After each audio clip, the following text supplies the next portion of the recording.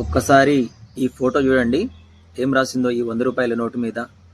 సమ్మక్క సారక్క తల్లి నా కొడుకు బారి నుండి కాపాడండి అని రాసింది.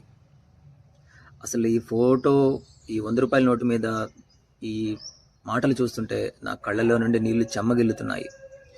సిగ్గులేదా?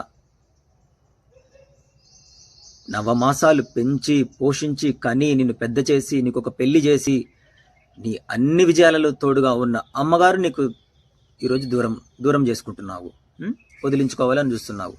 సిగ్గనిపించట్లేదా? నలుగురు ఏమనుకుంటారు, ఈ సమాజంలో బ్రతుకుతున్నావు, కడుపుకి అన్నమే తింటున్నావు కదా, గడ్డి అయితే తినడం లేదు కదా.